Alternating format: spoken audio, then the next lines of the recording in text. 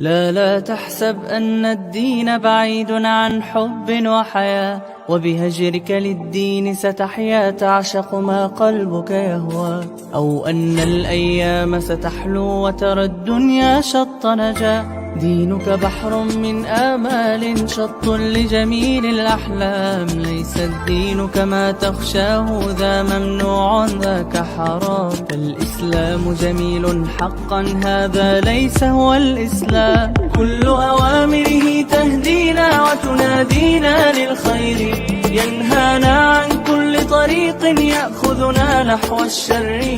فالله رحيم وحليم يدعو دوما للبر، كل أوامره تهدينا وتنادينا للخير، ينهانا عن كل طريق يأخذنا نحو الشر. فالله رحيم وحليم يدعو دوما للبر.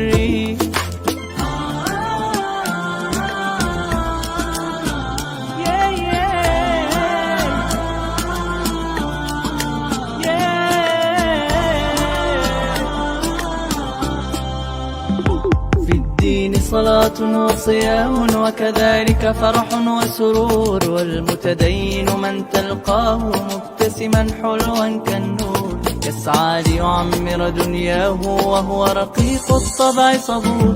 الإسلام سلام فينا يزرع فينا حب الناس، الإسلام سفينة حب يدفعها أجمل إحساس. ما أحلى الدنيا لو عشنا وجعلنا الإسلام أساس، كل أوامره تهدينا وتنادينا للخير، ينهانا عن كل طريق يأخذنا نحو الشر. والله رحيم وحليم يدعو دوما للبر، كل أوامره تهدينا وتنادينا للخير، ينهانا عن كل طريق يأخذنا نحو الشر.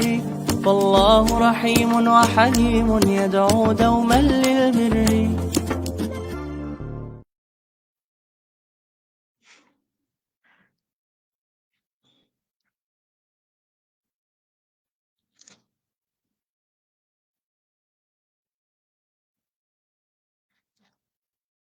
Bismillahirrahmanirrahim. Innal hamdalillah nahmaduhu wa nasta'inuhu wa nastaghfiruh wa na'udzu billahi min shururi anfusina wa min sayyiati a'malina. Man yahdihillahu fala mudhillalah wa man yudlilhu fala hadiyalah.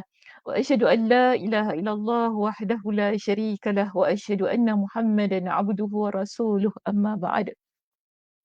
Rabbi shrah li sadri wa yassir li amri wahlul 'uqdatam min lisani yafqahu qawli. Rabbi zidni ilma warzuqni fahma. Allahumma inna nas'aluka ilman nafi'a wa rizqan tayyiba wa amalan mutaqabbala. Assalamualaikum warahmatullahi wabarakatuh. Apa khabar jemaah muslimah kita di ruangan Facebook Masjid Kampung Siglap pada pagi ini? Mudah-mudahan semuanya berada dalam keadaan yang sihat sejahtera hendaknya dan dirahmati Allah Subhanahu Wa Taala sentiasa. Mohon maaf di atas kelewatan kami bersiaran pada pagi ini atas sebab-sebab yang tak dapat dielakkan ya. Mudah-mudahan semuanya sabar menanti di hadapan laptop, hadapan smart TV, smartphone dan sebagainya. Sebagaimana biasanya kita alu-alukan kehadiran teman-teman kita yang berada di ruangan Facebook ini. Pertama sekali saya nampak di situ kita ada Puan Aliza Aziz kita, iaitu yang pertama sekali dia kata ya, Assalamualaikum Ustazah Dr. Sakinah Sabtu, admin dan teman-teman online. Waalaikumsalam warahmatullahi. Liza, mudah-mudahan juga Liza sihat di situ. Okey, kita ada Kak Som kita. Assalamualaikum Ustazah, admin dan teman-teman semua. Selamat pagi dan selamat berpuasa. Waalaikumsalam warahmatullahi. Okey, selamat berpuasa Kak Som. Kita ada Kak Nur bersama dengan kita juga. Assalamualaikum Ustazah, admin dan sahabat-sahabat. Waalaikumsalam warahmatullahi. Dan Kak Zah kita di situ. Assalamualaikum warahmatullahi wabarakatuh. Ustazah Dr. Sakinah, moga Ustazah sihat pagi ini dan pada hari-hari seterusnya insya-Allah. Amin. Amin. Mudah-mudahan. Kak Aisyah juga dengan kita. Assalamualaikum Ustazah dan jemaah sekalian. Waalaikumsalam warahmatullahi. Semoga Ustazah berada dalam keadaan sihat. Thank you so much admin for this FB live. Okay, mudah-mudahan ya. Dan Emma bersama dengan kita. Kita ada juga Kak Bayi ni. Okey, baik. Terima kasih atas doa-doa yang disebutkan, diucapkan ni di ruangan komen dan juga kepada semualah yang tidak memberikan komen dan tapi masih tetap setia duduk bersama dengan kita untuk mengikuti siaran kita pada pagi ini. Okey baik, muslimah semuanya, tanpa membuang masa lagi, kita berada di muka surat yang keberapa, sila letakkan di ruangan komen untuk kita nanti supaya admin saya dapat paparkan di ruangan skrin kita di sini. Silakan. Terang sangat ya warna pink tu. Cuba gelapkan sikit ke apa ke. Okey, dia kontras sikit ya. Kak Zaki kata apa? Muka surat 472, first paragraph Ustazah. Muka surat berapa? First paragraph. Nombor berapa? Kita ada point kan? Hari tu kita bincang kita ada point 1, point 2, point 3 kan? Okey, letakkan point berapa? Sekarang kita nak masuk point yang nombor berapa? Izzah pun kata 472. Okey Kak Kamaria pula. Kak Noh kata muka surat 472.8. Okey betul. Point 8. Liza pun kata point 8.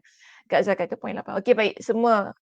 Semua yang berada dengan saya pada pagi ini sila buka muka surat 472. Jika kita berada di muka surat 490. Pagi ini kita akan menyambung perbincangan tentang apa ya? Tentang point A iaitu kerosakan jangka pendek dan jangka panjang kerana mabuk asmara dengan idola. Idola tu maksudnya orang yang kita suka, orang yang kita cinta, orang yang kita fikirkan siang dan malam lah, yang orang kata kalau orang dah mabuk asmara ni dia macam inilah ya, muslimat orang kata uh, tidur tak lena, mandi tak basah, makan tak kenyang lah. Begitu keadaannya. Jadi idola tu ialah orang yang kita suka, orang yang kita minat, orang yang kita uh, sukakan sangatlah sampai yang kita tak boleh buat apa-apa kerana memikirkan tentang dirinya. Okey.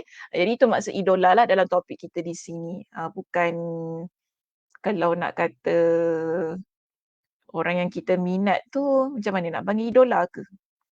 Macam lain ya bunyinya. Boleh juga lah. Okey.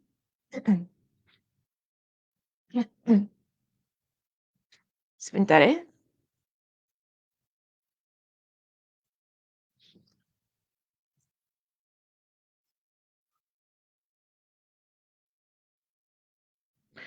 Okey, hari ini kita akan masuk pada bahagian yang kedua untuk point A tadi kan yang telah saya sebutkan, iaitu kerosakan jangka pendek dan panjang kerana mabuk asmara dengan orang yang kita angaukan tu tadi. Orang yang kita sukakan, orang yang kita cintalah tersebut. Jadi kita akan masuk pada bahagian yang kedua. Ini merupakan bahagian kita yang terakhir ya untuk pagi ini bagi perbincangan point A. Dan kita berada di halaman 490. Tadi kalau teman-teman yang lain dia buka surat 472. Okey, dan kita akan masuk pada poin kita yang berikutnya tentang faktor pendorong kepada zina yang merupakan analisa kepada kisah Nabi Yusuf alaihi salam, iaitu pada poin yang ke-8.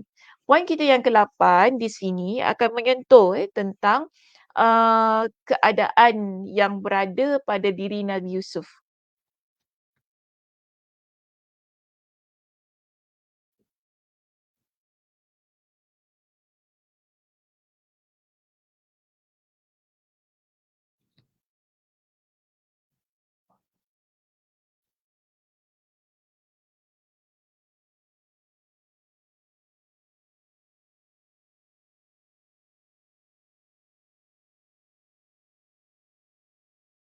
Sekejap ada orang kat depan pintu tu.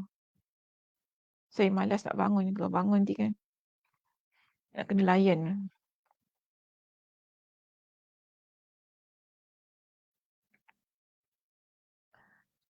Okey. Jadi kita lihat pada poin 8 di sini, Nabi Yusuf berada di rumah wanita tersebut dan di bawah kekuasaannya. Kenapa daripada awal lagi kita telah bincangkan tentang hal ini yang merupakan faktor-faktor ataupun penyebab-penyebab yang boleh menyebabkan ataupun yang boleh mendorong Nabi Yusuf juga terlibat dalam perbuatan yang tidak baik ini di situ. Dan di sini sebenarnya membincangkan kepada kita tentang apakah faktornya yang boleh mendorong diri Nabi Yusuf itu jika tidak kerana kesabaran dan ketakwaannya menolak setiap perkara-perkara yang datang pada dirinya, dia juga boleh terlibat dalam perbuatan itu. Jadi di sini yang ke-8 disebutkan bahawa kerana Nabi Yusuf berada di rumah wanita tersebut. Okey, dan kita tahu Nabi Yusuf ni hidup daripada kecil, kan, berada dalam rumah Imra'ah Al-Aziz. Bila daripada kecil Nabi Yusuf berada di situ, Nabi Yusuf alaihi salam membesar di hadapan mata Imra'ah Al-Aziz dan, dalam masa yang sama berada dalam kekuasaannya, iaitu kita tahu suaminya membeli Nabi Yusuf ini dan akhirnya dijadikannya sebagai hamba, tapi kemudian diangkat sebagai anak mereka, yang menjadikan anak angkat kepada kedua-duanya.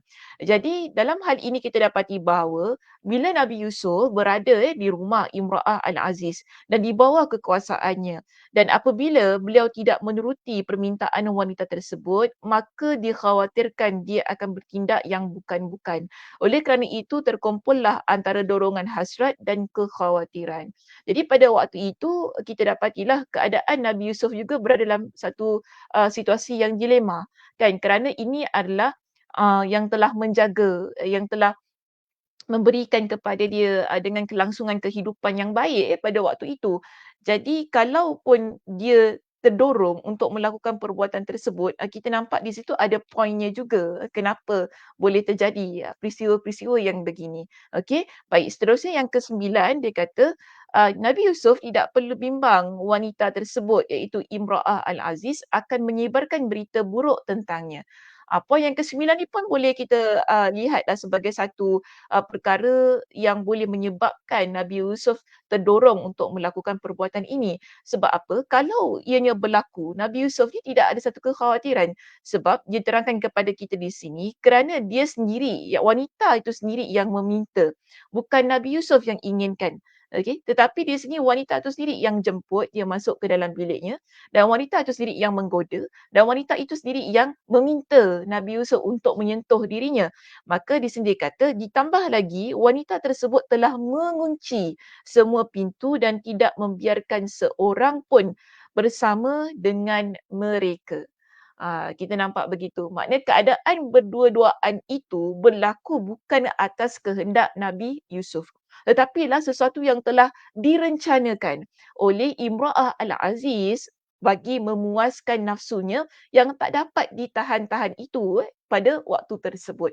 Dan ini dikuatkan pada poin yang ke-10. Dan pada poin yang ke-10, di sini kita dapati bahawa dilihat secara zahir, Yusuf iaitu Nabi Yusuf merupakan hamba di sana. Kalau tadi saya sebutkan, kenapa boleh berlaku ataupun dorongan ini boleh menyebabkan Nabi Yusuf alaihi salam terjebak dalam perbuatan dosa itu, menunjukkan bahawa asalnya ialah kerana dia itu adalah hamba di dalam rumah tersebut. Kita panggil macam inilah orang yang bekerja dalam rumah itu.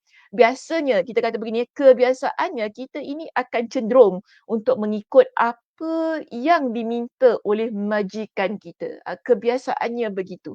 Okey. Jadi dia kata di sini pada poin yang ke-10 ya, dilihat secara zahir, Yusuf iaitu Nabi Yusuf merupakan hamba di sana.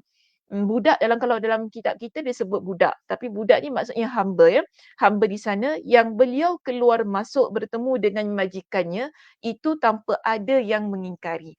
Jadi ruang lingkup rumah itu kalau kita bekerja dekat satu tempat kan, kita dah tahu tau pintu mana nak masuk, nak keluar, kita dah tahu dah ini bilik siapa, ini ruang siapa, yang ini tempat bagaimana situasinya, siapa yang duduk di situ. Maknanya dalam urusan keluar masuk rumah itu, kita sebagai pekerja biasanya kita dapat tahu dan kita faham situasinya. Jadi kalau pun kita nampak di sini, Nabi Yusuf dia masuk bilik Imra'ah Al-Aziz tu kan, orang tak ada pertikaian langsung. Kerana orang dah tahu dah itu merupakan anak angkat dia. Kan orang pun dah fikir, oh kenapa si Yusuf tu masuk bilik Imra'ah Al-Aziz, dia buat apa? Biasalah kan mak dengan anak, orang akan fikir macam itu keadaannya. Jadi kalaulah perbuatan ini terjadi, di situ orang kata tak ada masalah sangatlah. Macam tak ada masalah sangat. Maksudnya tidak menjadi pertikaian ataupun orang pun tak dapat detect, orang tak dapat syak tentang hal ini. Dan di sini dia kata telah ada kedekatan di antara keduanya sebelum akhirnya wanita itu merayunya. Jadi memang kita panggil kalau mak dengan anak ni biasanya walaupun dia anak angkat dan sebagainya, kedekatan itu sudah ada. Hubungan yang menunjukkan mereka itu dekat memang dah dilihat oleh orang ramai di sana. Jadi kedekatan termasuk faktor pendorong yang paling kuat dalam menyebabkan terjadinya zina. Jadi kedekatan itu sebenarnya adalah perkara yang sangat berbahaya, okey, yang menyebabkan seseorang itu dia sebenarnya terdorong untuk melakukan perbuatan zina. Jadi di sini kedekatan beza ya, kedekatan yang ada pada Nabi Yusuf dengan kedekatan yang dilihat oleh Imrah Al-Aziz dalam konteks ini. Kalau kedekatan yang ada pada Imra'ah Al-Aziz ya, di dalam kisah ini, kedekatan yang mana ingin bersama sebagai orang yang dapat melampiaskan nafsu, begitu keadaannya. Tetapi kalau kita lihat daripada perspektif Nabi Yusuf, kedekatannya dengan Imran Aziz ialah pertama kerana itu adalah majikannya, kan? Yang dia berterima kasih sangat-sangat kerana telah membawa dia masuk ke dalam istana tersebut dan memelihara dia sebagai seorang anak, kan? Yang kedua ialah kerana dia menganggap dan menghormati wanita ini sebagai ibu angkatnya. Begitu keadaannya. Sebab itu berlaku kedekatan. Cuma ini masalahnya yang kita nampak dalam peristiwa ini. Seseorang dia akan melihat kedekatan itu daripada perspektif yang berbeza. Mungkin saya mengambil contoh begini ya Muslimat. Kita mungkin dekat dengan seseorang lelaki itu ialah kerana kita menganggap dia sebagai teman, begitu kan? Sebagai teman sekerja yang membantu kita, dekatnya biasa-biasa sahaja. Tetapi mungkin perspektif lelaki itu melihat kita ialah dengan perspektif yang berbeza. Dia melihat, oh dia dekat dengan saya mungkin sebab dia suka saya, mungkin sebab dia berkenan dengan saya, mungkin sebab dia terpikat dengan saya. Itu perspektif dia, nampak tak? Sebab tu di sini, kedekatan sebenarnya adalah faktor yang boleh memicu ataupun mendorong kita melakukan satu perbuatan yang tidak baik di kemudian hari. Melihat kepada perspektif masing-masing. Kalau perspektif saya, contoh tadi kan kedekatan cuma hanya sebagai kawan sahaja, ia tak akan mendorong kepada perbuatan itu.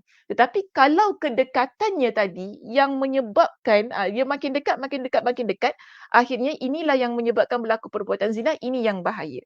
Sebab itu kita kan dengan berlainan gender ataupun kita dengan lelaki lah senang saya berikan satu perumpamaan yang terus terang saya kata begini. Kita dengan orang lelaki, okey, kedekatan kita dengan mana-mana lelaki yang bukan mahram, ianya mesti dibataskan. Okey, bila ianya dibataskan, di situlah yang akan menjaga ataupun menjadi pendinding supaya tidak berlakunya next ataupun yang berikutnya, fasa yang berikutnya. Ia tak akan develop perasaan-perasaan yang seterusnya bila kita ada penghadang itu tadi. Kita jaga batas tu tadi. Okey? Jadi sebab tu lelaki dengan perempuan dia mesti elakkan ikhtilat. Ikhtilat ni maksudnya percampuran yang menyebabkan boleh berlaku hal-hal yang tidak diingini. Seperti berlakunya perbuatan-perbuatan zina. Tidak kira yang ringan maupun yang berat. Faham ya maksud saya? Yang ringan ialah biasanya kita mesej-mesej kan? Kita ni berbual-berbual, ucap itu, ucap ini daripada sudut teks. So ini tak dibenarkan sebenarnya dalam agama kita. Lebih-lebih lagi, jika itu berlaku antara lelaki dan perempuan yang sudah bernikah. Sebab itu, tak kira sama ada kita ni anak dara, mak orang, nenek orang, janda, janda, balu, semua ni perlu jaga diri dengan sebaik-baiknya. Harap faham ya apa yang cuba saya sampaikan tu tadi. Jaga diri sebaik-baiknya dengan meletakkan batas antara kita dengan orang lelaki. Bukan saya kata bila jaga batas tu bermakna tak boleh berbual langsung, tak boleh senyum, tak boleh ketawa, kan? Tak boleh untuk kita ni, orang cakap, bergurau bukan gitu maksud saya. Tetapi semuanya ada batas dalam kita bercakap, dalam kita bergaul, dalam kita bergurau, okey, dengan mana-mana lelaki yang bukan mahram. Pasti ada batasnya yang perlu kita jaga, jangan ianya berlebihan sehingga nanti, dibimbangi boleh menimbulkan salah faham, okey, antara kita dengan dia dan juga orang yang melihat. Biasanya begitulah. So dalam keadaan-keadaan yang begini, batas itu sangat penting supaya kedekatan tersebut dapat dijaga agar tidak membawa kepada fasa-fasa yang tidak diinginkan. Okey, so sebab tu di sini kita nampak kalau Nabi Yusuf dia memang dah letak dah batas itu. Kerana daripada awal lagi dia melihat Imra'ah Al-Aziz sebagai majikan dan ibu angkatnya. Tetapi Imra'ah Al-Aziz dia melihat kedekatan itu sebagai sesuatu yang berbeza daripada perspektif dia. Ini masalahnya. Okey, ini masalahnya. Jadi kita nampak di sini, kalau kita balik kepada poin kita yang ke-10 di situ. Kalau peristiwa ini berlaku dalam situasi yang mana Nabi Yusuf berada dalam rumah Imra'ah Al-Aziz, maaf, dalam bilik Imra'ah Al-Aziz, dalam keadaan yang tertutup dan itu merupakan majikannya yang biasanya kita akan turut apa yang diinginkan, begitu ya situasinya. Dan dalam keadaan ini pula berlakunya kedekatan yang orang takkan nampak bahawa yang nak berlaku pada waktu itu adalah perbuatan zina. Pasti jika tidak ada ketakwaan yang ada pada Nabi Yusuf, hal itu mungkin boleh terjadi. Okey, sebagai lelaki yang kita sebut pada minggu lepas kan, bahawa Nabi Yusuf ini disebut sebagai lelaki yang masih bujang, lelaki yang cenderung kepada wanita, lelaki yang normal lah kita kata masih muda, lelaki yang berada di perantauan, begitu keadaannya dengan faktor-faktor sedemikian, peristiwa ini jika tidak mendapat pemeliharaan Allah, dia mungkin terjadi kerana faktor-faktor dorongan tersebut. Dan hal ini ya muslimah, kalau kita lihat dalam surah Yusuf, ianya disebutkan ataupun Allah Subhanahu Wa Taala berfirman dalam surah Yusuf pada ayat yang ke-24 menceritakan kepada kita tentang apa yang berlaku sebenarnya antara Nabi Yusuf dan juga Imra'ah Al-Aziz di sini. Allah Subhanahu Wa Taala berfirman, Allah kata, "Walaqad hammat bihi wa hamma biha laula ar-ra'a burhana rabbih." Sesungguhnya wanita itu, iaitu Imra'ah Al-Aziz, telah bermaksud melakukan perbuatan itu. Perbuatan zina maksudnya ya dalam ayat ini. Dengan Yusuf. Dan Yusuf pun bermaksud melakukannya pula. Nampak tak? Allah Subhanahu Wa Taala kata. Dan Yusuf pun bermaksud melakukannya pula. Namun di sini Allah Subhanahu Wa Taala menyatakan, andai kata laula ar-ra'a burhana rabbi, andai kata dia tidak melihat tanda dari Tuhannya, demikian agar kami memalingkan daripadanya kemungkaran dan kekejian. Nampak tak di situ pemeliharaan Allah Subhanahu Wa Taala pada diri Nabi Yusuf. Kecenderungan itu ada. Allah Subhanahu Wa Taala sudah jelaskan dalam ayat ini. Kecenderungan Nabi Yusuf itu sudah ada. Tetapi kerana Allah Subhanahu Wa Taala memelihara Nabi Yusuf ini daripada terjebak dalam perbuatan-perbuatan tersebut, akhirnya Allah pun memalingkan dia daripada hal-hal yang tidak baik itu. Bermakna begini muslimah, saya beritahu begini. Kita baik bagaimanapun kan, kecenderungan kita kepada berlainan. Maksudnya kecenderungan kita kepada orang lelaki itu dia ada. Sebab itu bahaya lelaki dengan perempuan dia duduk berdua-duaan. Sangat bahaya. Okey? Sebab itu juga saya ingin tekankan, sangat bahaya apabila kita cenderung untuk memulakan hubungan kita ini dengan teks. Okey? Teks itu dia akan bawa kita kepada satu lagi hubungan yang lebih. Jadi saya balik kepada poin saya, batas itu sangat penting. Ini untuk menjaga maruah kita sebagai seorang perempuan, okay? Dan juga pada pihak yang satu lagi, agar ia tidak terdorong kepada hal-hal yang tidak baik. Saya bagi macam ini contohlah ya, muslimah senang. Kita ni kalau dah mula dengan bermesej tu kan, dah mula hantar mesej ke apa kan. Mula-mula memang perbualannya biasa-biasa sahaja. Nanti bila dah lama-lama, inilah yang akan mendorong kepada sesuatu yang tidak baik, iaitu mula meluah rasa rindu, mula cakap I love you, mula cakap hal-hal yang tak sepatutnya kan. Ini akan membawa kita kepada hal yang begitu. Nanti syaitan ini akan bawa kita kepada next. Okey, dah tak cukuplah kita ni kan dengan mesej-mesej dekat phone ni, tak apalah ada jumpa. Dah jumpa nanti mulalah satu perbuatan-perbuatan yang tidak baik lagi. Sebab itu daripada awal lagi Nabi SAW mengingatkan kepada kita, tak boleh berdua-duaan antara lelaki dan wanita. Jika itu berlaku, maka yang ketiganya adalah syaitan yang akan mendorong kita untuk melakukan perbuatan-perbuatan yang tidak baik. Bahkan yang lebih teruk ialah perbuatan zina. Jadi ini sebenarnya yang Allah Subhanahu Wa Taala ingin sampaikan kepada kita tentang Imra'ah Al-Aziz dan Nabi Yusuf alaihi salam. Dua-dua adalah manusia biasa, dua-dua adalah manusia yang memiliki kecenderungan kepada lelaki, kepada wanita yang kalau sekiranya tidak berada pada pemeliharaan Allah Subhanahu Wa Taala itu tadi, ia boleh terjadi dengan sendirinya kerana faktor-faktor yang telah kita bincangkan itu tadi. Tetapi di sini Allah Subhanahu Wa Taala memelihara seorang nabi daripada perbuatan-perbuatan yang terkutuk. Kita nampak Allah palingkan Nabi Yusuf, Allah kuatkan dia, itu juga termasuk kepada kesabaran yang baginda miliki dan juga ketakwaannya kepada Allah Subhanahu Wa Taala. Bermakna di sini saya nak highlightkan satu lagi point, iaitu keimanan ianya mengatasi nafsu yang beraja dalam jiwa kita. Okey, keimanan dia mesti berada tempat paling tinggi daripada nafsu yang ada dalam hati kita. Nafsu kita ni sangat besar ya, muslimat. Sebab apa? Saya bukan cakap tentang nafsu yang berkaitan kepada dorongan seksual itu tadi. Tetapi saya juga bercakap tentang nafsu yang pelbagai. Kita ada nafsu makan, kita ada nafsu tidur, kita ada pelbagai macam nafsu dalam hidup kita ini. Dan nafsu itu sangat besar, terlalu besar dalam diri kita. Tetapi apa yang menjadikan nafsu itu dia mengecil ataupun kita dapat merendahkan nafsu tersebut kerana keimanan kita kepada Allah Subhanahu Wa Taala.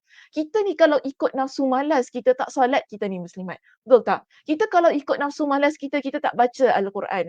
Kita kalau ikut nafsu kita ni yang suka kepada keduniaan, nafsu kita ni yang suka kepada hal yang gembira, hal-hal yang menyebabkan kita ni lalai kan. Kita kalau ikut semua benda ini, kita tak jadi seorang muslimat yang menjaga diri kita ini sebenar-benarnya. Sebab kita ikut kepada nafsu itu tadi. Tapi kenapa kita dapat menepis semua perkara tersebut? Kenapa kita dapat solat? Kenapa kita boleh baca Quran? Kenapa kita boleh qiyam? Kenapa kita ni boleh jadi orang yang berpuasa lah kalau kita nak relate pada bulan Ramadan ini? Kenapa kita boleh jadi seorang muslimat yang sangat teguh pendiriannya untuk menjaga aurat kita? Kerana keimanan kita kepada Allah Subhanahu Wa Taala yang kita usaha untuk tinggikan ia, dan nafsu itu kita rendahkan. Jika tidak, dalam apa jua situasi, nafsu itulah yang akan menjadi pendorong utama kita. Kecintaan kita. Kalau ingat kepada apa yang pernah kita bincangkan di sesi-sesi kita yang lepas, kita banyak menceritakan tentang kecintaan, kehendak. Okay? Yang mana semua ini, jika diturutkan, jika diletakkan berada di tempat yang paling tinggi, kita akan lebih mengikut kepada hawa nafsu kita. Kita akan lebih ikut kepada apa yang kita cinta, apa yang kita suka dalam kehidupan kita ini tanpa batas. Tetapi Allah menjadikan keimanan dalam hati kita untuk membatasi ataupun untuk menundukkan setiap nafsu yang meraja dalam hati kita ini ataupun dalam diri kita. Sehingga kita dapat melakukan amal soleh dengan sebaik-baiknya. Kita tak boleh buang nafsu daripada diri kita ya muslimat. Nafsu tu dah memang normal yang ada pada diri kita. Kalau kita buang nafsu kita tak kahwin lagi keadaannya kan. Kalau kita buang nafsu kita, tak tidurlah atau tak buatlah kita benda-benda lain untuk merehatkan diri kita ini ataupun untuk meredakan, meletakkan kegembiraan dalam hati kita. Kita tak buat perkara-perkara begitu. Tapi nafsu ini adalah sesuatu yang perlu dikawal. Okey, dikawal, dibatas dengan apa? Keimanan kita kepada Allah Subhanahu Wa Taala. Baru cantik diri kita ni kan dapat melakukan perbuatan amal soleh, dia ada keseimbangan dalam kehidupan kita kan. Kahwin juga orang kata kan begitu kan. Tapi ada ibadah-ibadah lain juga yang orang kata sebenar-benarnya ibadah yang kita lakukan. Jangan kata, "Oh, Ustazah kahwin tu pun ibadah apa? Kita kahwin je lah, tak payah buat ibadah yang lain." Tak boleh gitu. Sebab ibadah ni dia ada ibadah yang umum, ada ibadah yang khas. Betul tak? Ibadah umum, ibadah khas. Jadi kalau ibadah kita tak boleh nak samakan ibadah umum dengan ibadah khas. Ibadah yang umum ni ialah semua benda yang kita buat kita anggap ia sebagai ibadah je begitu kan. Tapi ada ibadah yang khas. Solat, puasa di bulan Ramadan. Ini ibadah-ibadah khusus yang Allah Subhanahu Wa Taala tetapkan dengan hukum yang tersendiri dengan penamaan yang pasti itu adalah ibadah. Dia takkan sama dengan amalan-amalan yang lain lah yang kalau kita nak kata kita mesti, fokus kepada satu saja, yang lain tak perlu buat. Kalau gitu memang silap lah ya cara penamaan ataupun cara kefahaman kita, terhadap amal ibadah. Jadi di sini kita nampak dalam kisah ataupun dalam situasi ya yang berlaku pada Nabi Yusuf alaihi salam di situ menunjukkan bahawa faktornya ada banyak. Sebab kalau kita merujuk kepada faktor yang berikutnya iaitu pada faktor yang ke-11 kita dapati bahawa Imra'ah Al-Aziz meminta bantuan para ahli makar dan tipu daya. Situasi ini boleh kita rujuk pada surah 30 ayat 32, 30 hingga 32. Okey, muslimat sila buka Al-Quran masing-masing, boleh ambil Al-Quran masing-masing dan rujuk kepada ayat tersebut sebab saya nak baca ayat itu. Okey, so di sini kita nampak bila Imra'ah Al-Aziz tipu dayanya digagalkan oleh Allah. Kerana bagi saya kisah ini sangat popular, sangat masyhur. Kita semua tahu bagaimana jalan ceritanya. Sebab saya kalau nak cerita satu-satu pun macam waste time kan saya rasa. Sebab kita tahu bila Imra'ah Al-Aziz dia memujuk Nabi Yusuf alaihi salam untuk bersama dengan dia. Kemudian Nabi Yusuf menolak dan akhirnya Allah Subhanahu Wa Taala menyelamatkan Nabi Yusuf alaihi salam dan mengeluarkan dia daripada bilik tersebut. Jadi berlakulah insiden kejar-mengejar pada waktu itu sehingga bila buka pintu, bila buka pintu yang berada di hadapan pintu itu ialah Al-Aziz iaitu suami kepada Zulaikha dalam peristiwa ini. Akhirnya pada waktu itu kita dapati Allah Subhanahu Wa Taala menyelamatkan Nabi Yusuf dengan cara yang tak disangka-sangka. Iaitu pada suatu situasi yang dah last sekali. Akhirnya bertemulah suaminya di hadapan pintu itu. Suaminya buka pintu, akhirnya mereka berdua di hadapan pintu dalam keadaan yang sangat mencurigakan. Tetapi Imra'ah Al-Aziz ini, orang katalah perempuan kalau dah jahat, sebab tu saya pernah sebutkan dalam kuliah saya di masjid Al-Mawaddah, kita jangan jadi perempuan yang jahat. Kalau kita jadi perempuan yang jahat kan, semua perkara kejahatan kita mampu untuk buat. Ini dahsyatnya orang perempuan. Okey. Dan kita nampak di sini, Imra'ah Al-Aziz tu kan, dia dah memang ada niat yang jahat daripada awalnya. Dan bila dia kejahatannya itu terbongkar di hadapan suaminya sendiri, apa yang dia buat? Dia pun mengeluarkan air mata buayanya di hadapan suaminya. Mula menangis, mula memfitnah Nabi Yusuf yang mengatakan bahawa Yusuf yang sebenarnya hendak memperkosa dia. Dalam situasi yang begini, okey, kita nampaklah kan biasanya perempuan tak pernah salah. Begitu kan? Dia kata tak, perempuan tak salah, perempuan mesti betul. Tak begitu. Okey, tak semestinya juga.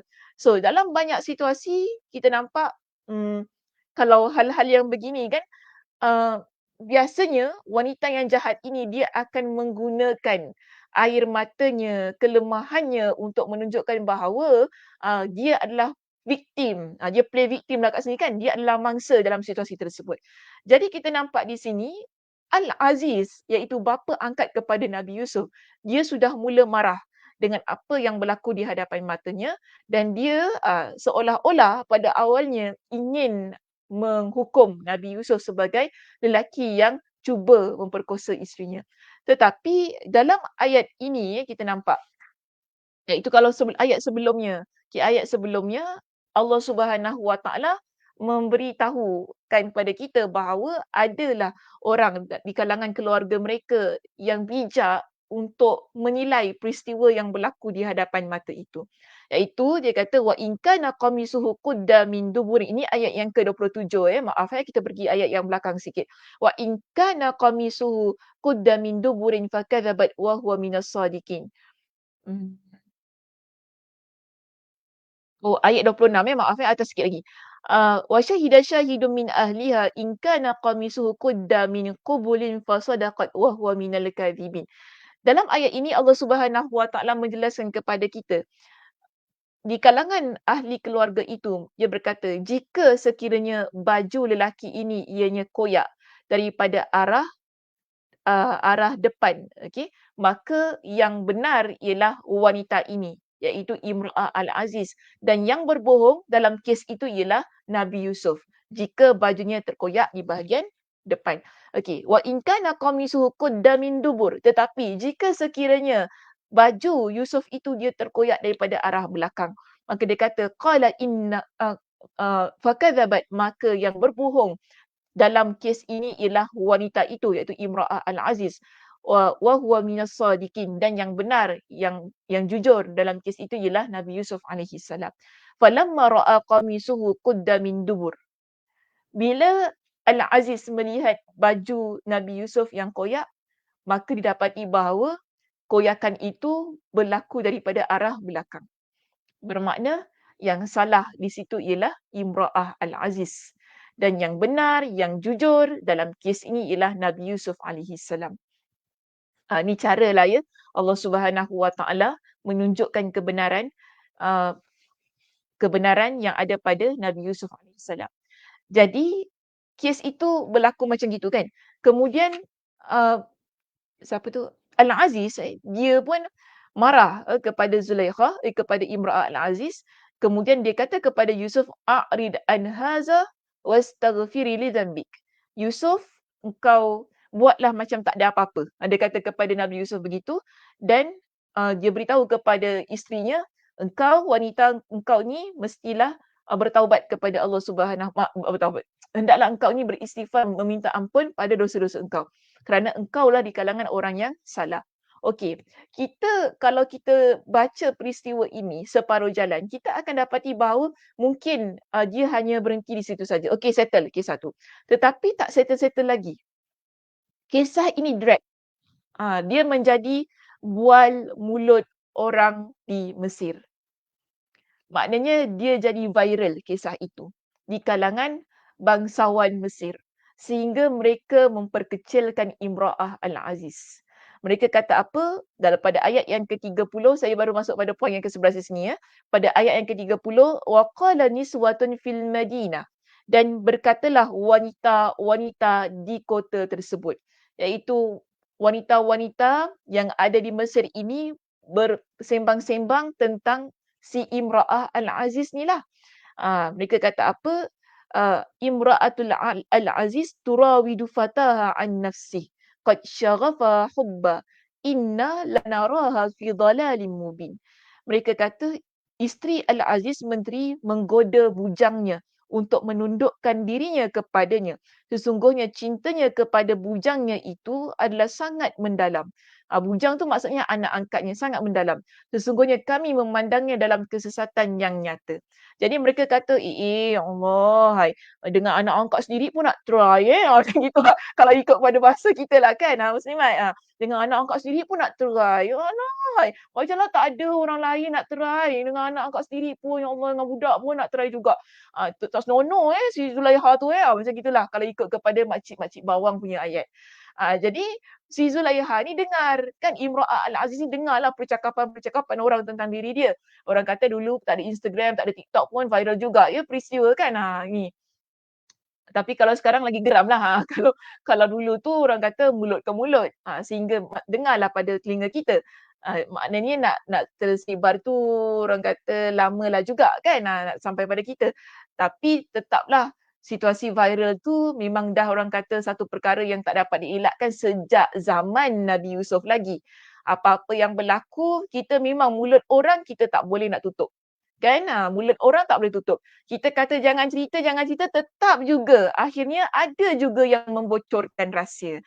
Ini sebab itulah kadang-kadang saya pun nak kata gini, susah kita ni nak percaya kan. So kita nak cerita apa-apa pun, saya pun sekarang dah macam inilah. Apa-apa saya nak cerita pun saya kena cerita dengan orang yang saya percaya sahaja. Sebab kadang-kadang kita nak cerita nanti kan, dia jadi benda yang di kita kata jangan cerita kat orang, tapi orang lain dengar juga, dapat juga tahu ceritanya. So kita tak nak benda-benda ni berlaku. Okay, kita belajar daripada kesilapan-kesilapan kita. Sebenarnya hal ini dah Allah Subhanahu Wa Taala tunjukkan kepada kita. Kesilapan-kesilapan ini dah Allah Subhanahu Wa Taala beritahu kepada kita. Bagaimana peristiwa itu boleh viral? Bagaimana orang boleh dapat tahu? Kerana mulut-mulut orang yang tak dapat untuk kita tutup ini. Jadi sebab tu apa pun kita nak cerita, kita kena tahu siapa orang yang layak untuk mendengar cerita kita. Boleh tak simpan rahsia? Boleh tak kita percaya? Okay, dia tu akan ceritakan tak pada orang lain. Semua hal-hal ini perlu diberikan pertimbangan. Okay. Jadi dalam keadaan-keadaan yang begini kita nampak Imra'ah Al-Aziz dia tak berpuas hati. Bila diri dia ini diperkecilkan oleh wanita-wanita yang membawang dia. Jadi apa yang dia buat? Dia merencanakan satu lagi tipu jahatnya ataupun tipu hilahnya untuk membenarkan apa yang telah berlaku pada diri dia. Jadi dia jemput mereka ni semua. Dia jemput wanita-wanita ni yang telah bercakap tentang diri dia. Kan falamma sami'at bimakrihinna arsalat ilaihinna wa a'tadat lahunna muttaka'a wa atat kulla wahidatin minhunna sikina.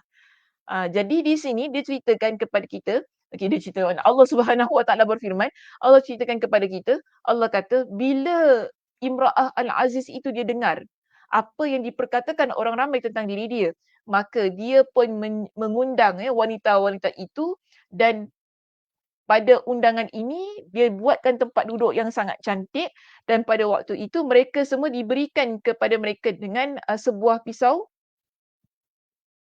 untuk memotong jamuan. Kemudian masing-masing mereka sebuah pisau untuk memotong jamuan. Kemudian dia berkata kepada Yusuf. Jadi dia buat satu tipu hila di sini. Bila wanita-wanita ini sedang memotong buah-buahan yang dia sediakan dengan pisau di tangan tu, dia pun panggil Nabi Yusuf keluar untuk dia pamerkan bagaimana ketampanan yang ada pada Nabi Yusuf itu. Jadi bila mereka ni semua melihat Nabi Yusuf tu, kan dia kata kepada Yusuf, waqalat ikhruj alaihinna, wahai Yusuf kau keluarlah kepada mereka. Falamma ra'ainahu akbarnahu wa qatta'na aydiyahunna wa qulna hasya lillahi ma hadza bashara in hadza illa malakun karim. Bila Nabi Yusuf jalan di hadapan mereka ini ataupun keluar memperlihatkan dirinya di hadapan mereka, wanita-wanita tersebut pun terkesima sehingga mereka lupa tentang pisau yang ada di tangan dan yang dihiris bukanlah buah-buahan di tangan mereka tetapi yang mereka hiris ialah jari-jari mereka sendiri. Untuk menunjukkan kepada kita bahawa betapa tampannya Nabi Yusuf alaihi salam sehingga bila dia lalu kan ianya akan menyebabkan wanita-wanita terpesona dan lupa tentang apa yang mereka buat. Poin Zulaiha di sini, Imra'ah Al-Aziz ialah untuk membuktikan kepada mereka semua, aku ni hari-hari lihat lelaki ni depan mata aku. Korang yang baru tengok sekejap aja dah macam gini nak gilanya. Itu maksud dia lah nak katakan. Baru tengok sekejap je gitu dah macam gini dah keadaan dia kan. Korang bayangkan aku ni tengok Yusuf hari-hari dalam rumah aku. Bagaimana perasaannya? Jadi ini yang kita kata dia sebenarnya cuba meminta sokongan daripada wanita-wanita ini supaya membenarkan perbuatan dia. Sebab tu pada poin kita yang ke-11, dia kata kepada kita begini, wanita itu meminta bantuan para ahli makar dan tipu daya, iaitu dia memperlihatkan Yusuf kepada para wanita lain. Jadi bila wanita lain melihat Yusuf dengan keadaan yang tampan begitu, mereka kata, oh patutlah engkau suka kat dia, tak apalah kalau gitu kita support lah. Kan? Kita akan pujuk Yusuf ni supaya bersama dengan engkau. Kesian dekat engkau. Macam ni keadaannya. Okey? Itulah sebenarnya yang Allah Subhanahu Wa Taala ingin beritahu kepada kita. Lalu mengeluhkan kondisinya, tidak lain agar mereka mahu membantunya untuk mendapatkan Yusuf, maka Yusuf pun meminta bantuan kepada Allah untuk menghadapi mereka. Kita nampak dalam situasi ini kan bila wanita-wanita tersebut dah memandang sendiri dengan mata kepala mereka tentang bagaimana ketampanan yang ada pada Nabi Yusuf, akhirnya mereka pun tag team ni untuk membantu Zulaikha atau Imra'ah Al-Aziz agar mendapatkan Nabi Yusuf alaihi salam. Mereka cuba untuk pujuk Nabi Yusuf di sini supaya turuti kehendak Imra'ah Al-Aziz pada waktu itu. Tetapi ramai mana pun wanita yang memujuk Nabi Yusuf alaihi salam, kan? Daripada awal juga saya dah tekankan kesabaran dan ketakwaan itulah yang menjadi perisai kepada diri Nabi Yusuf agar dia tidak melakukan perbuatan yang terkutuk ini. Saya juga nak highlightkan satu poin yang sangat penting. Okey. Dalam kehidupan kita, kita perlu teman-teman yang salihah, ya muslimat. Kalau kita ada teman-teman sebagaimana Zulaikha ini ataupun Imra'ah Al-Aziz dalam kes ini, kita akan terusan larut hanyut dengan perbuatan dosa kita. Kerana kita mendapat sokongan dan dorongan daripada teman-teman yang sekepala dengan kita. Sebab itu juga banyak kali saya ingatkan. Di mana-mana ceramah pun, mana-mana kuliah saya. Kita kalau nak jadi baik, kita perlu tukar environment kita. Kita perlu pilih dengan siapa kita nak duduk. Kita perlu tahu dengan siapa kita berteman. Kalau kita berteman dengan orang yang begini, okey, nampak tak? Kenapa Zulaikha ataupun Imra'ah Al-Aziz sengaja memanggil teman-temannya? Dia tahu kalau kawan-kawan dia tengok, kawan-kawan dia akan memiliki rasa yang sama sebagaimana dia dan mereka akan membenarkan perbuatan dia dan mereka akan beri support dan dorongan kepada perbuatan dosa dan maksiat yang sebenarnya dia lakukan. Tapi bayangkan, kalau kita memiliki teman-teman yang salihah, teman-teman yang salihah akan menasihatkan kepada kita, akan memberikan kepada kita dengan satu kita panggil saya kata beginilah, hal amar makruf nahi mungkar.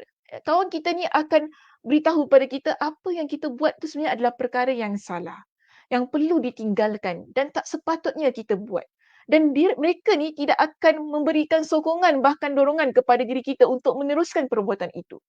Jadi di sini kita nampak, bila Imra'ah Al-Aziz dia tak berjaya memujuk Yusuf sendiri, maka dia tahu dia perlukan support supaya Nabi Yusuf dapat mengikut kehendak dia. Supportnya daripada siapa? Teman-teman yang ada di sekitar dia, teman-teman yang sekepala dengan dia, teman-teman yang sama jahat dengan dia. Sebab tu di sini penting wanita cari wanita yang baik-baik sebagai temannya. Apa-apa yang berlaku dalam kehidupan kita, bila kawan kita ialah kawan yang salihah, kawan yang takut pada Allah, kawan yang taat pada Allah, kawan ini akan tarik kita, bawa kepada jalan yang betul.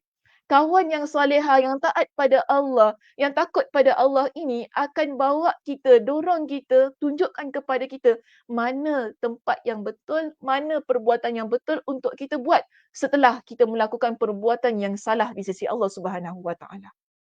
Jika tidak, kawan kita yang sekepala dengan kita tu tadilah, orang kata sama-sama jahat ni kan, akan memberikan tepukan dan sorakan pada apa yang kita buat. Bagus lah kau buat macam gini terus aku suka bagus lah macam gini, kau berani buat macam ni kan. Tak ada orang yang paling berani melainkan kau. Dia akan berikan kesyaitanan dia, maaf saya guna perkataan kesyaitanan. Kesyaitanan dia itu dia akan tunjukkan sehingga kita ni takkan nampak jalan keluar dan kita akan terus-terusan hanyut dengan dosa dan maksiat kita.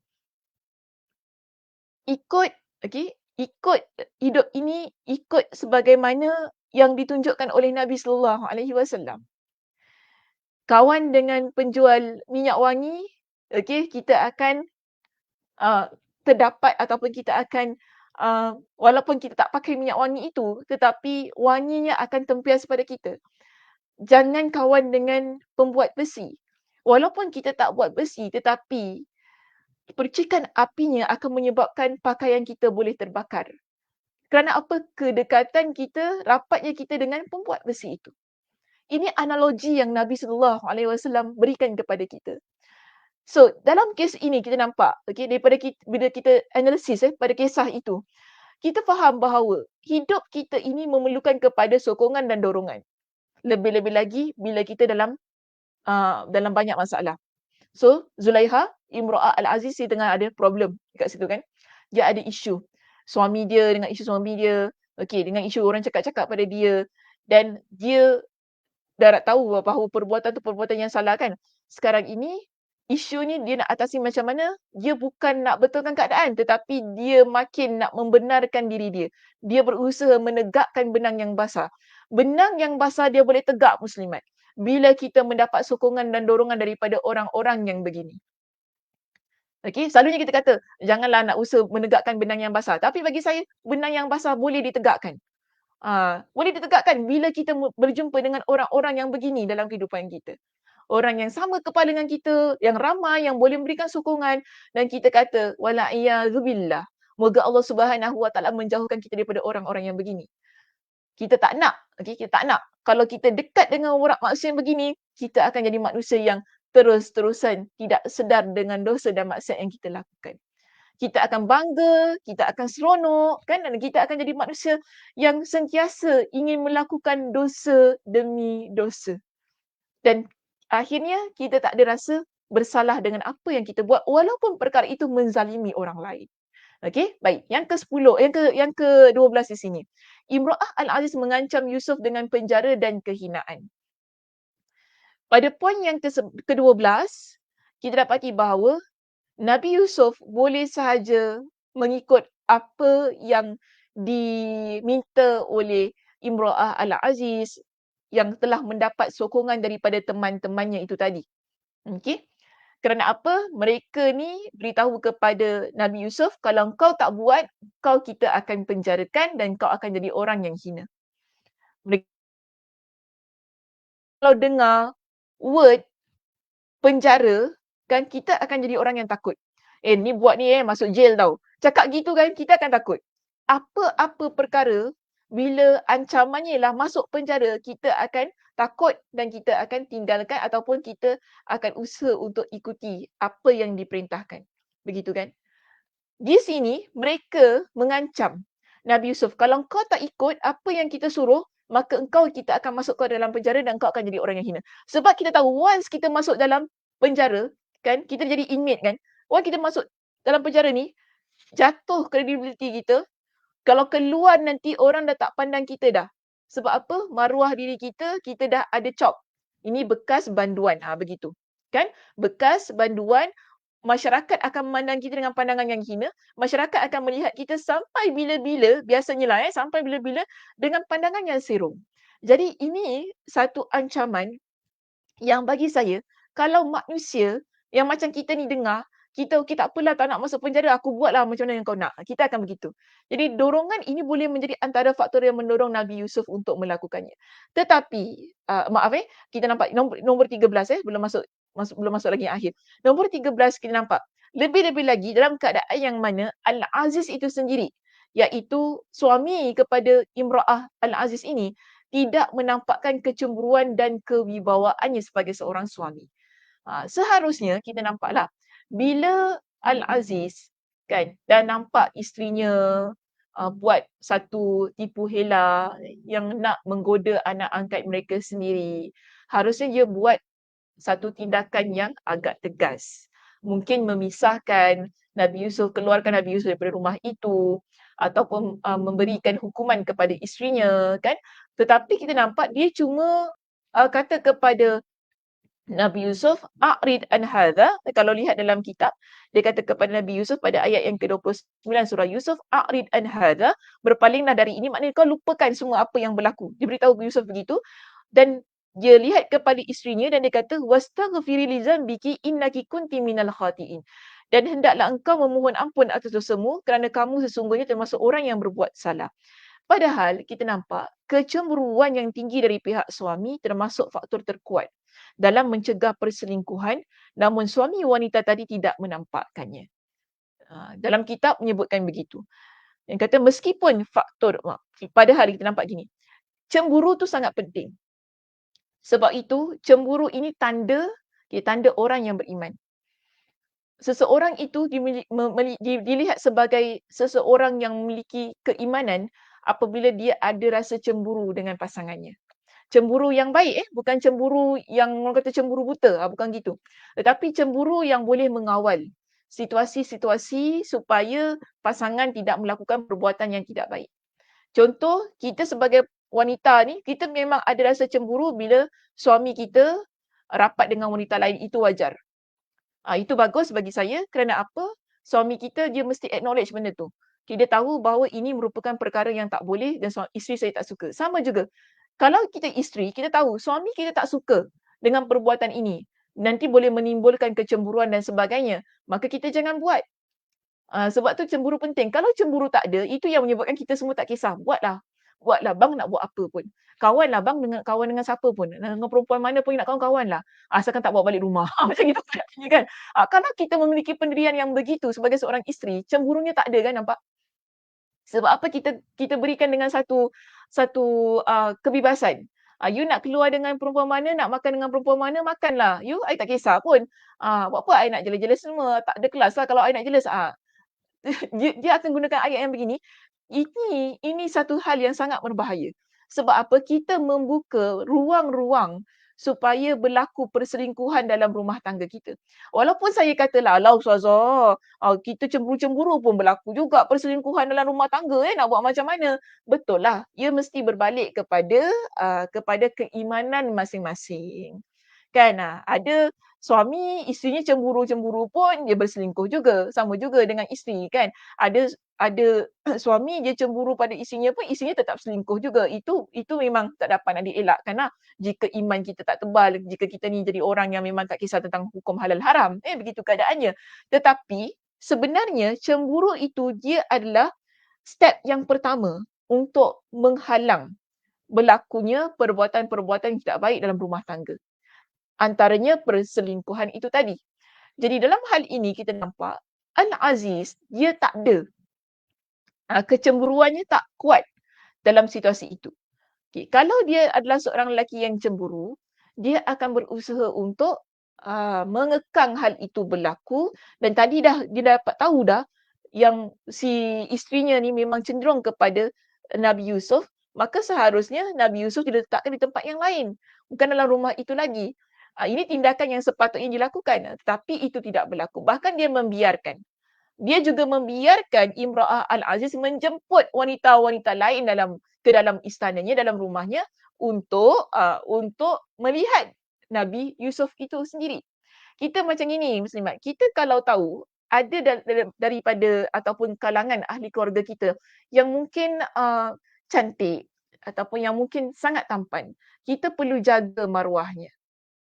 Supaya bukan ia menjadi tontonan tanpa diperlukan lah. Kalau dalam keadaan-keadaan yang tak memerlukan, buat apa nak ditonton-tonton, buat apa nak diperlihatkan. Sebab itu boleh menimbulkan fitnah. Kan? Begitu keadaannya. Jadi di sini, dia semakin cantik, semakin tampan, seharusnya semakin menjaga. Keadaannya begitu. Okey? Semakin tampan, semakin cantik, kita orang beriman begini tahu dia bicara. Bukan saya kata kalau tak cantik, kalau tak tampan tu tak perlu jaga muka bukan gitu. Tapi dia gini, semakin tampan, semakin cantik, kita akan semakin takut. Kenapa? Sebab ia akan menjadi ujian bagi diri kita. Semakin kita cantik, ia akan menyebabkan ramai orang yang attracted pada diri kita sehingga ia boleh menimbulkan pada fitnah. Sebab tu seboleh mana kita jaga. Okey, dalam banyak keadaan. Kalau tak perlu, tak perlulah. Kan? Tak perlu ke depan, tak perlu ke depan. Tak perlu ditunjukkan, tak perlu ditunjukkan. Begitu keadaannya. Sama juga, kalau kita tahu anak kita ni comel, anak kita cantik, anak kita tampan, tak perlu kita nak tunjuk-tunjuk. My boy very handsome, you know. Tunjuk-tunjuk anak kita kan. Dia akan jadi pandangan mata orang kan. Ini mana letaknya kecemburuan? Kecemburuan tu ia bukan hanya semata-mata antara pasangan, tetapi pada ahli keluarga ni supaya dapat menjaga agar ianya tidak pergi kepada sesuatu yang lebih memudaratkan. Contoh, ayah ini dia mesti jaga anak-anak perempuannya. Itu kita panggil sebagai kecemburuan yang harus.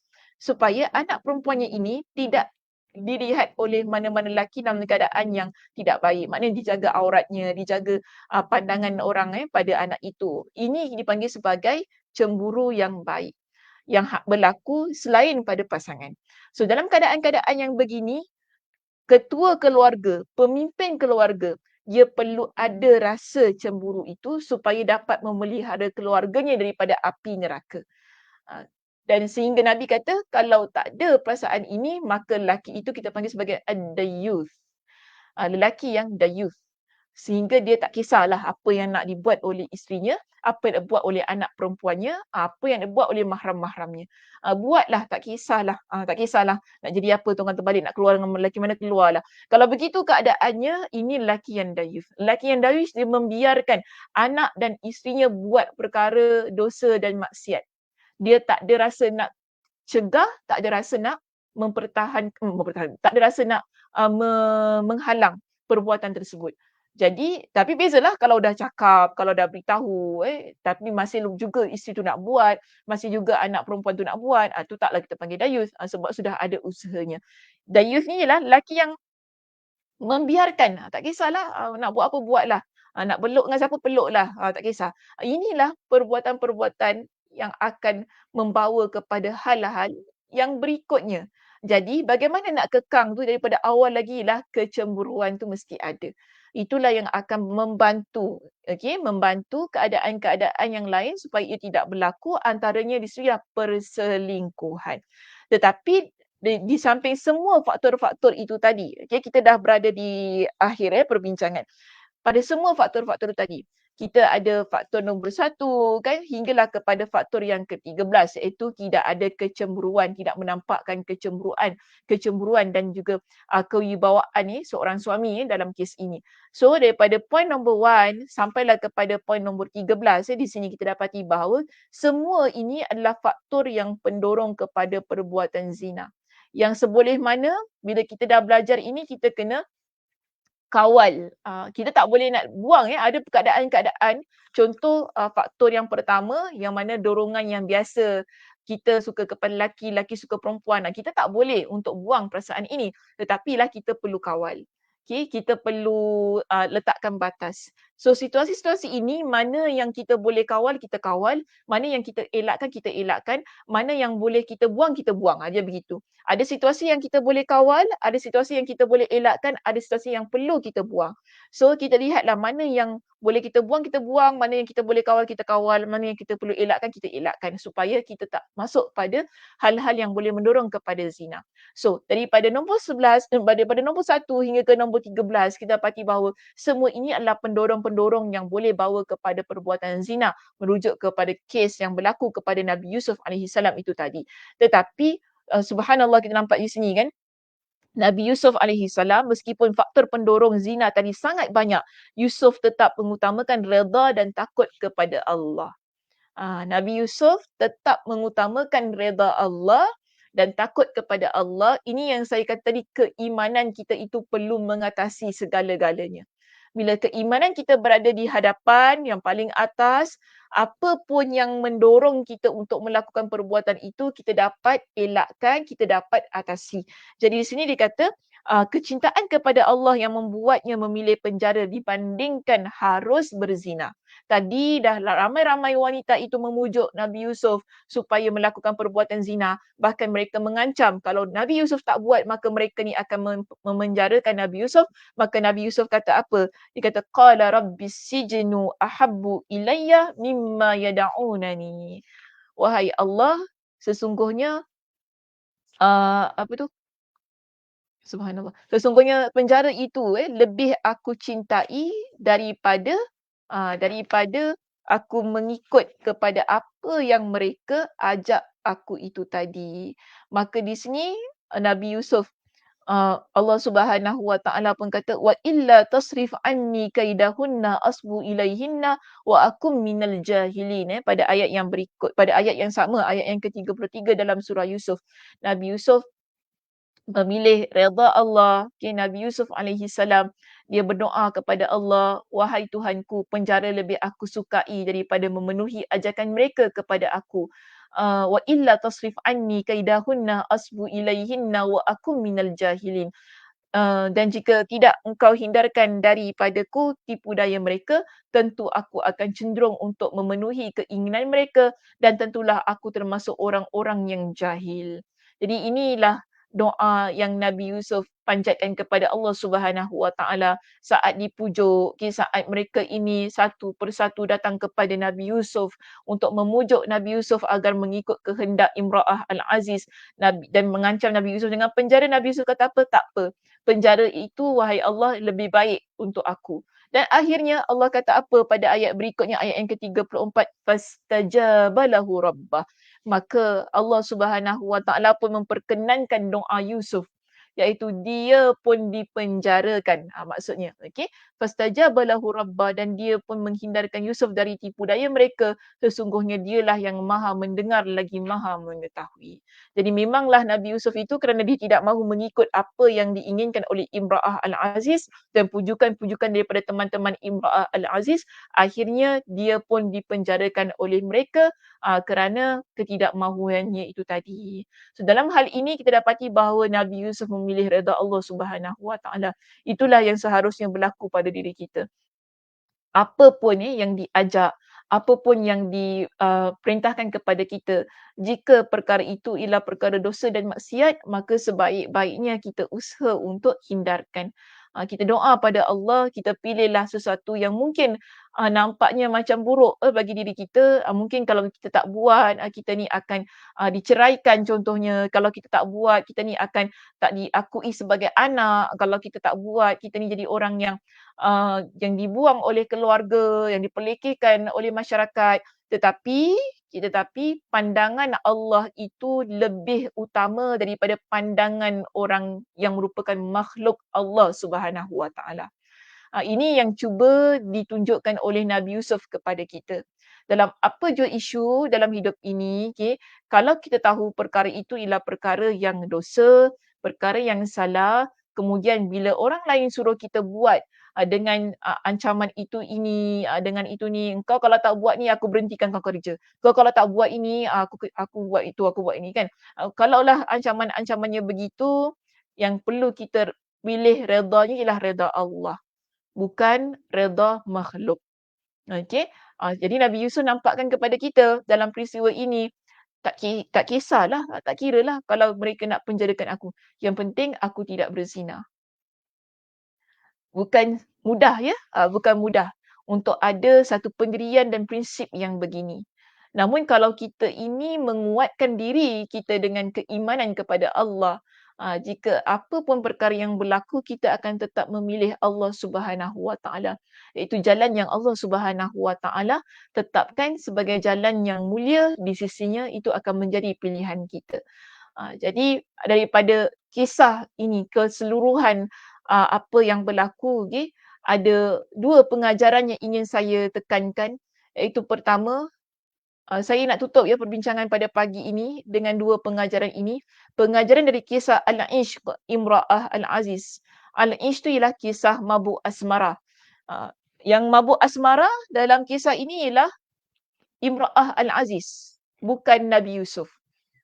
Tetapi Nabi Yusuf boleh menjadi insan yang terdorong untuk melakukan perbuatan itu tadi, walaupun yang mabuk asmaranya ialah Imra'ah Al-Aziz. Namun di sini sebenarnya lebih daripada itu, kisahnya nak mengajarkan kepada kita ni wanita. Satu ialah wanita perlu menundukkan pandangan mata mereka. Wanita, kita sebagai orang perempuan, Allah Subhanahu Wa Taala perintahkan supaya kita menjaga pandangan mata kita. Yang perlu menjaga pandangan mata ni bukan hanya lelaki. Selalu kita marah kan orang lelaki tak tundukkan pandangan. Kita marah orang lelaki kalau tengok perempuan, mata tak kelip kan. Kita bukan main lagi marahnya kita ni. Kalau kita tengok orang lelaki tengok perempuan dengan mata yang tak berkelip-kelip ni. Tetapi kita lupa, perintah menundukkan pandangan ini bukan hanya semata-mata pada orang lelaki. Tapi Allah juga memerintahkan kita orang perempuan menundukkan pandangan kita. Menundukkan pandangan kita supaya janganlah kita pun melihat orang lelaki sebarangan. kan, dengan pandangan yang bernafsu, dengan pandangan yang, mabuk asmarah itu tadi. Sehingga kita lupa tentang maruah diri kita dan sehingga hilang rasa malu kita ni dan membuka, maaf saya kata membuka, eee,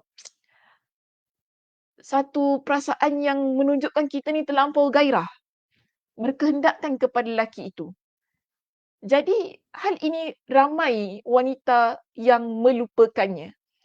Saya tak tahu melupakan ataupun sengaja dilupakan. Okey, tentang menundukkan pandangan tu tadi. Jadi kalau kita rujuk pada surah An-Nur ayat yang ke-31, Allah Subhanahu Wa Taala berfirman. Allah kata, "Qul wa qul lil mu'minati yaghdudna absarihinna wa yahfazna furujahunna."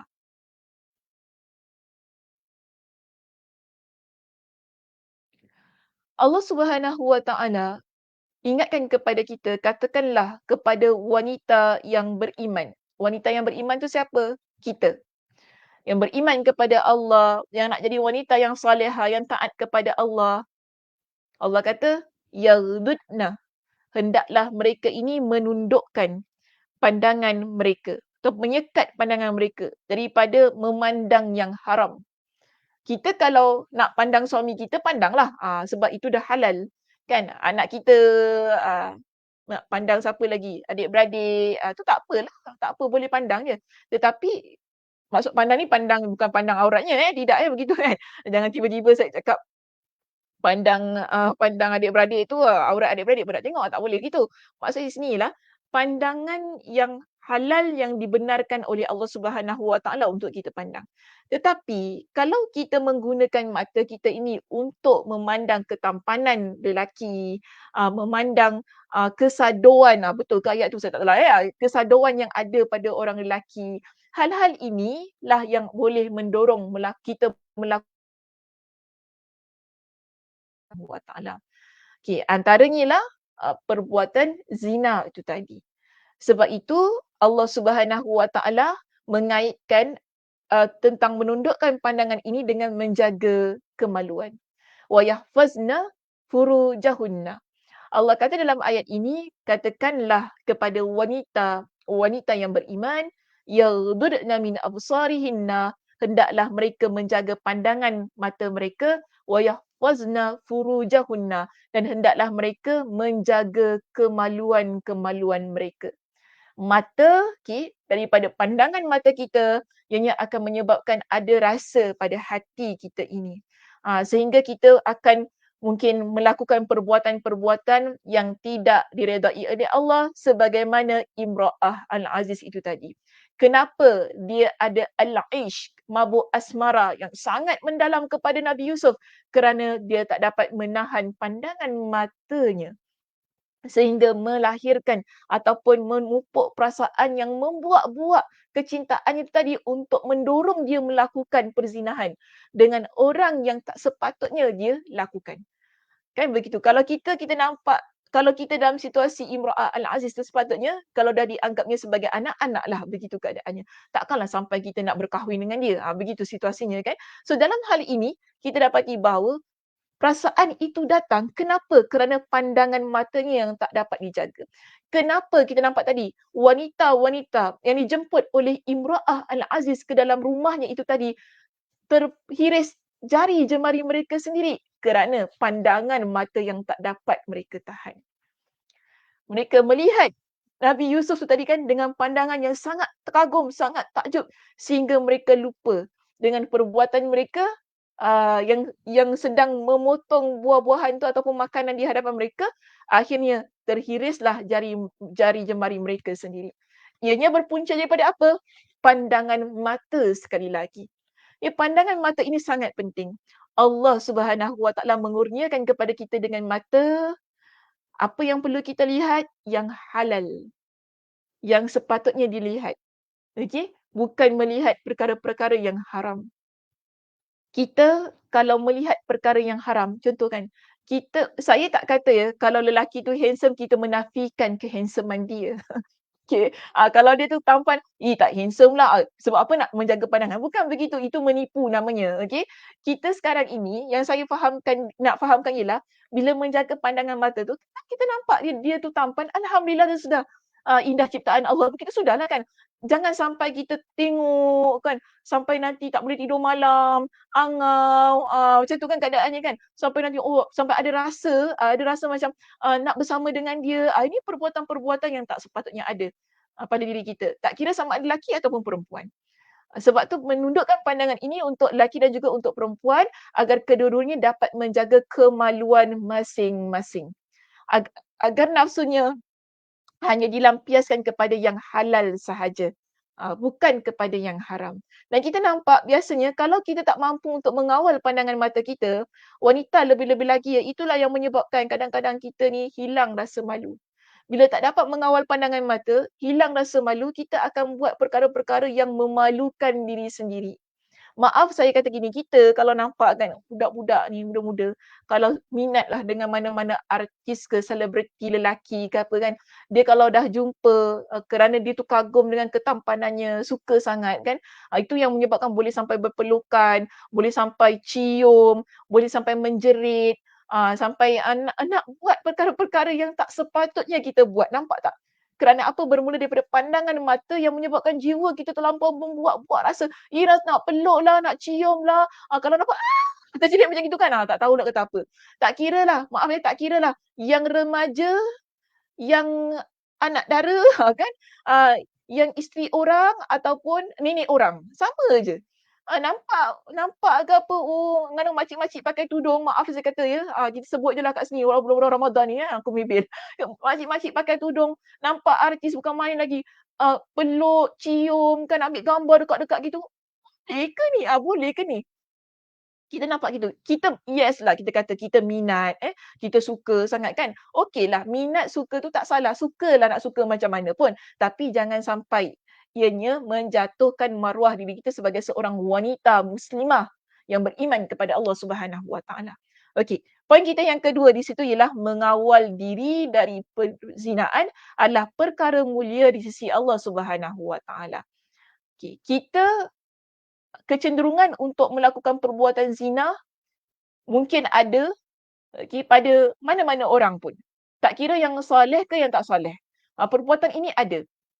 Jadi, kalau kita dapat mengawal hal itu adalah perbuatan yang sangat membawa kita kepada keredaan Allah Subhanahu Wa Taala. Di sini saya cuma nak ambil satu saja tentang kisah 3 orang lelaki yang terperangkap di dalam gua. Salah satu antaranya di situ kan, bila mereka ni terperangkap dalam gua dan salah seorang kata kepada mereka, "Berdoalah kalian dengan amal soleh kalian." Jadi salah seorang daripada mereka, amal soleh yang dia doakan itu ialah tentang apa? Tentang dia yang hampir berzina, tetapi kerana dia ingat Allah, dia tinggalkan wanita tersebut. Tak jadi dia berzina. Nampak tak? Itu menjadi amal dia yang dia panjatkan kepada Allah. Dan dia kata kepada Allah, "Ya Allah, kalau sekiranya apa yang aku buat, yang mana keadaan aku yang nak berzina dengan seorang wanita, itu dengan sepupu dia tau sebenarnya dalam kisah tu. Dengan sepupu aku tu yang aku cinta, yang aku sayang. Kemudian aku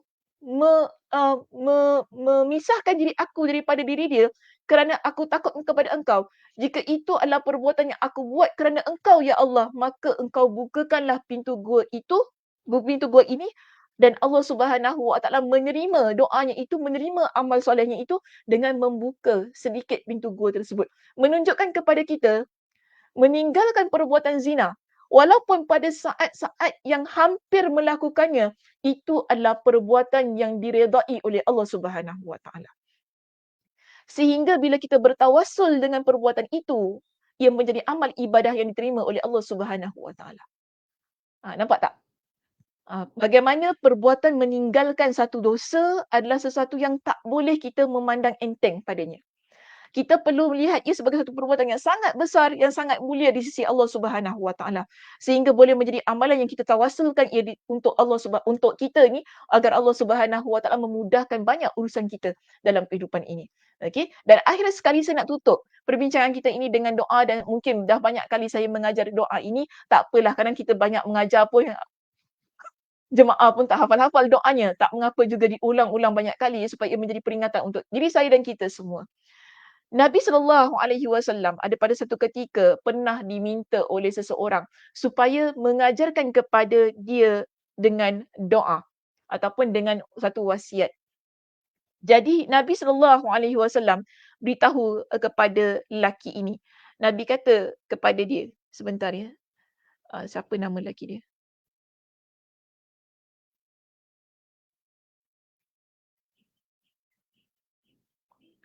Syakala bin Humaidin. Okey, tak apalah. Betul ke saya tulis ni? Mm. Dia dia dah tulis kan dah, tapi dia macam cakap rayam, betul ke nama? Nanti saya check semula ya. Tapi yang penting, sahabat ini, dia kata apa? Ataitun Nabiyya sallallahu alaihi wasallam. Faqultu ya Rasulullah, allimni ta'awudzan ata'awwadhu bihi. Wahai Rasulullah, kau ajarkanlah kepada aku dengan satu bentuk doa perlindungan yang aku boleh baca untuk aku minta kepada Allah supaya Allah lindungi aku dengannya. Begitu. Okey. Jadi Nabi SAW buat begini. Fa akhadha bikatifi. Nabi SAW pun mula memegang bahuku, dia kata. Nabi pegang bahu dia, lalu Nabi kata apa? Faqala. Nabi SAW bersabda, Qul. Katakanlah, Allahumma inni a'udzubika min syarri sam'i wa min syarri basari wa min syarri lisani wa min syarri qalbi wa min syarri mani. Ini doa yang Nabi ajarkan kepada dia kerana permintaannya itu tadi. Yang mana bermaksud, Ya Allah, Ya Tuhanku, Allahumma inni a'udzubika, Ya Allah, aku meminta perlindungan padamu dari keburukan pendengaran aku. Wa min syarri basari, daripada keburukan pandangan, wa min syarri sam'i, daripada keburukan pendengaran aku. Wa min syarri basari, daripada keburukan pandangan mataku. Wa min syarri lisani, daripada keburukan lidah aku. Wa min syarri qalbi, dari keburukan hatiku. Wa min syarri mani, dari keburukan air maniku. Maksud air mani di sini ialah kemaluanku. Sebagai antara cara untuk kita mengawal dan juga kita meminta kepada Allah Subhanahu Wa Taala agar Allah bantu kita, melindungi kita daripada perbuatan-perbuatan yang boleh membawa kita kepada perzinahan. Okey.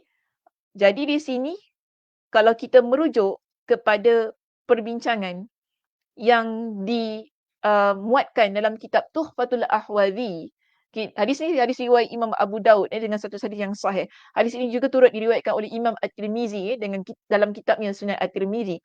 Dalam kitab Syarah Tuhfatul Ahwazi, ketika Al-Mubarakfuri mensyarahkan hadis ini, dia mengatakan bahawa maksud daripada min syarri sam'i ay hatta la asma'u bihi ma tukrihuhu, iaitu sehingga aku tidak mendengar sesuatu yang dibenci oleh Allah Subhanahu Wa Taala. Itu maksudnya. Allah jaga pendengaran kita supaya pendengaran kita ni kita tak dengar perkara-perkara yang Allah tak redha. Maknanya yang Allah benci.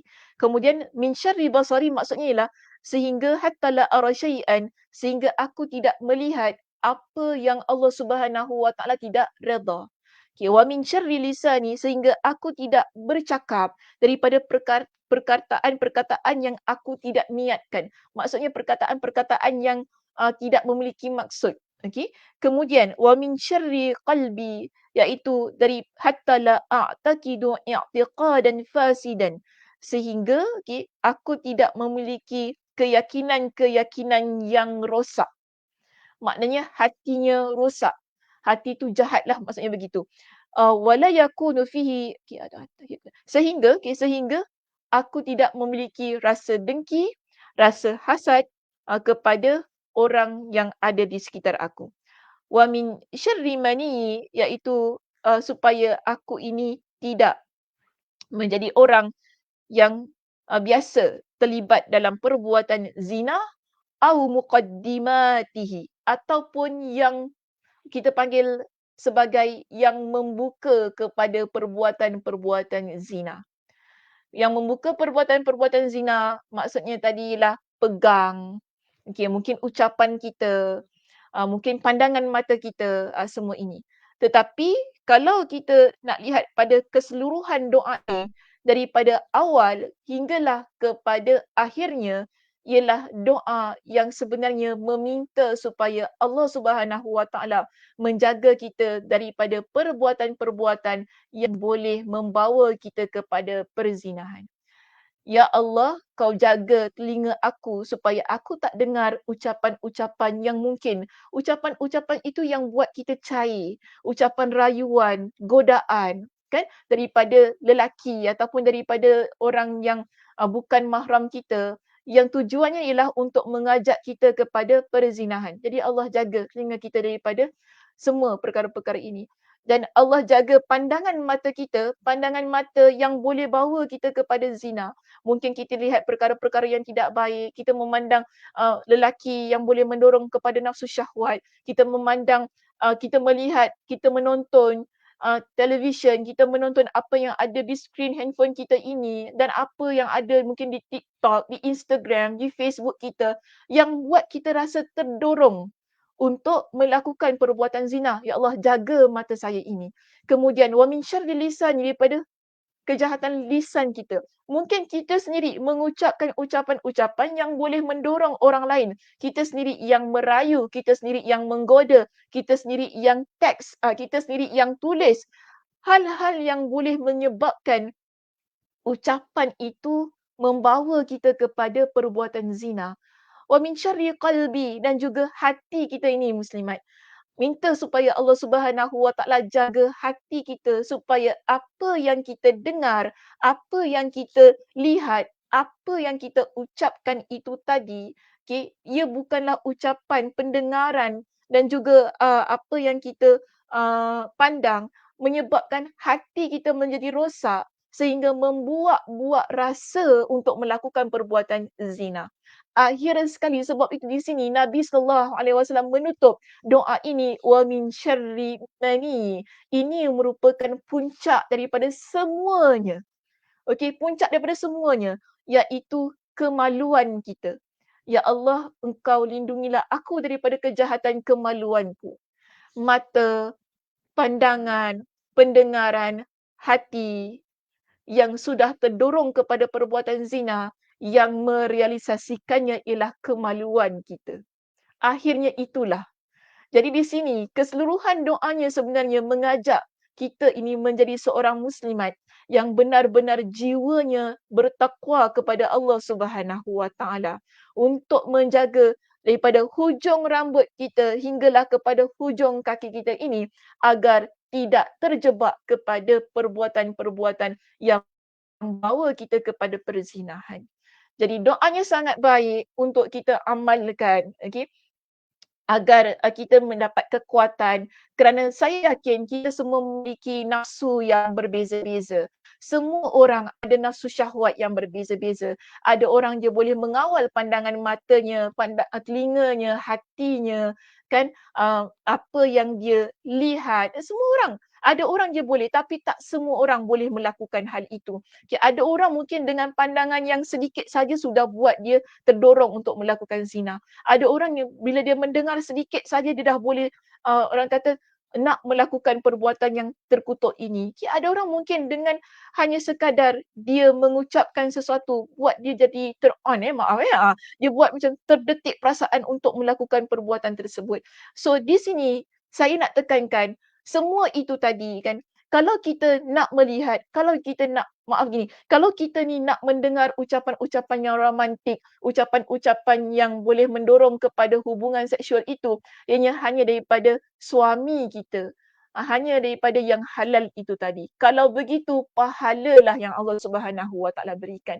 Jadi kita ada lidah, kita ada lisan ini muslimat. Kalau kita ni nak merayu, kita nak menggoda hanya pada suami kita. Bukan pada suami orang lain ataupun pada lelaki lain. Maaf saya sebut begitu. Kita gunakan lisan kita, ucapan kita ini untuk yang halal, barulah kita kata adanya pahala. Pandangan mata kita juga. Pandang suami kita, okey? Pandang yang halal, jangan pandang suami orang lain. Jangan pandang hak milik orang lain. Itulah yang sebenarnya kita nak daripada doa ini. Akhirnya hati kita tu tadi agar Allah jaga hanya untuk yang halal, bukan untuk yang haram. Sehingga kemaluan kita diperuntukkan untuk yang halal sahaja, iaitu pasangan kita, suami kita.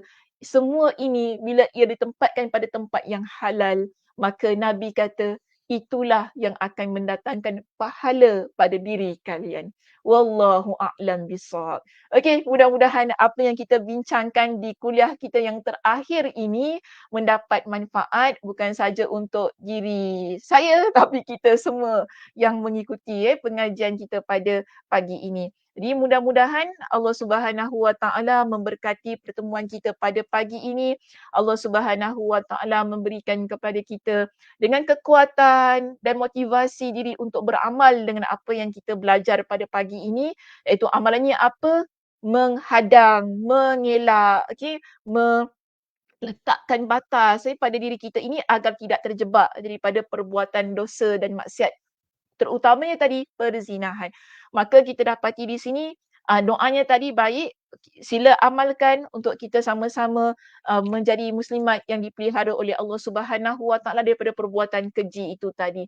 Jadi mudah-mudahan Allah Subhanahu Wa Taala memberikan kepada kita dengan kesihatan, kelapangan masa, uh, agar kita dapat terus dapat meneruskan amal ibadah kita di bulan Ramadan ini, dan moga-moga kita dapat menjadi muslimah-muslimah yang mengakhiri Ramadan kita dengan sebaik-baiknya dan secemerlang mungkin.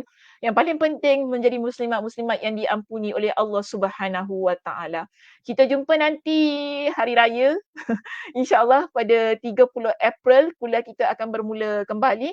Jadi nak cakap selamat hari raya pun masih awal lagi ya muslimat. Tak perlulah.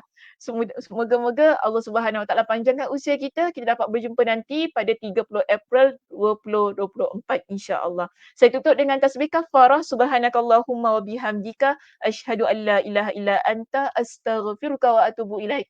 Assalamualaikum warahmatullahi wabarakatuh.